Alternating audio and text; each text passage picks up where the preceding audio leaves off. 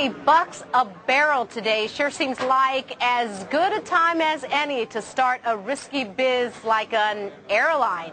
Well, earlier today, folks, in the studio, we talked to JetBlue founder David Neeleman. He was here to talk about Azul Airlines, a new airline that he starts, and it debuts on December 15th. Take a look. We're getting close. We're actually not even selling seats yet. There's a lot of bureaucracy in Brazil, and we're just dotting the I's, crossing the T's. So we hope to be going on or about the 15th, or close to it, certainly before Christmas. So we're very excited about it. It's refreshing to be in Brazil. There's a lot of people that are excited about it. Talk to us a little bit about the Brazilian economy. What makes Brazil different from the United States? We're seeing contraction in the GDP. What's going on in Brazil?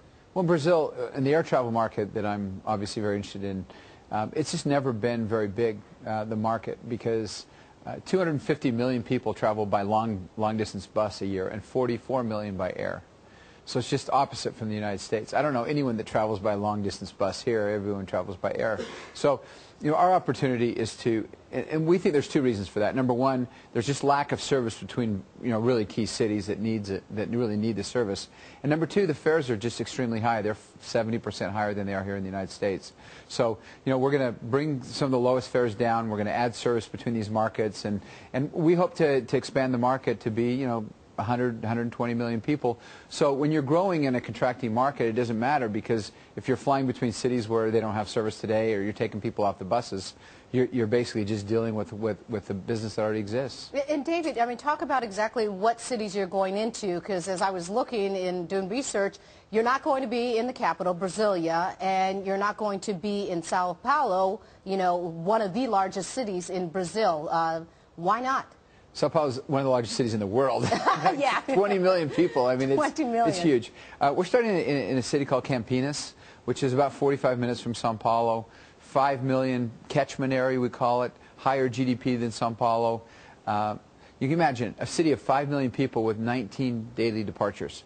If that was Atlanta, there'd be 1,000 departures a day. So we're going to fly to 3 cities: Salvador, Porto Alegre, 2 really big cities, and Victoria and Curitiba. And these cities, 3 of the 4 have no nonstop service from Campinas. So if you live there and one of these 5 million people and you want to travel, you got to go a couple of hours to Sao Paulo if you're going into the heart of Sao Paulo, where the downtown city airport is. So definitely pent-up demand there. Yeah, and traffic's horrible there. My office is on the outskirts. I can get to Campinas in 45 minutes, and it takes me 2 hours to get to the international airport when I come home. So it's not all about proximity, it's also about time. David, talk to us a little. Rebecca mentioned the $50 barrel of oil. You started your career at Southwest, where there were aggressive hedgers in oil, and then you moved on to JetBlue, and if I remember correctly, one of the knocks on JetBlue was that it was unhedged during the big oil rise. Right. Your CEO, I think he said he's looking for a $100 to $105 barrel. What are you guys looking at, and are you going to hedge that fuel usage going forward? Yeah, we are. We're fortunate, because we're now, all the airlines hedged high, and now they're all paying for it. Even Southwest. Southwest had to put up a lot of money to cover the hedges that they had higher. So we're in an enviable position. The problem is that the oil today is a lot cheaper than it is a year from now.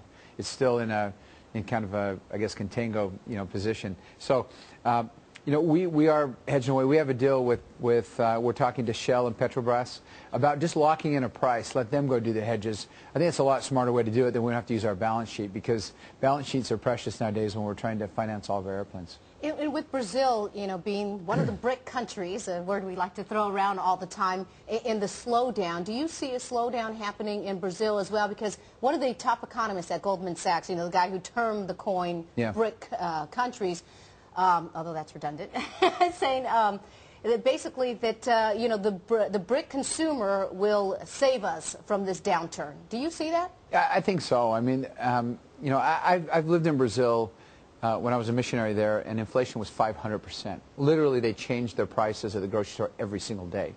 And then you walk into what's going on now compared to what they've experienced in the past.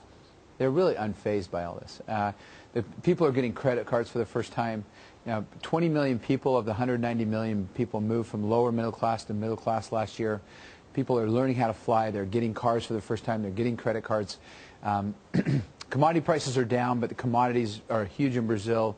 They've only planted maybe 3 or 4% of the available land area, non-rainforest, for soybean and for sugarcane and so many other corn. I mean, they are really the breadbasket of the world, and they've just found the largest find of oil in potentially the history of the world in their pre-salt find. So there's a lot of optimism. Here everyone's wondering, oh wow, are our best days behind us? Can we do as good as we did? You go down there and they're like, our best days are in front of us. So it's just a completely different attitude, and it's really refreshing to be there. Well, good. We'll take all the help we can. If they want to start spending and getting in debt, let them do it this time. Thank you so much. They got a long ways to go to do that. Thank you, David Nealman. And we'll be looking for the debut of Azul Airlines in Brazil, December 15th. Yes. All right. Thanks so much.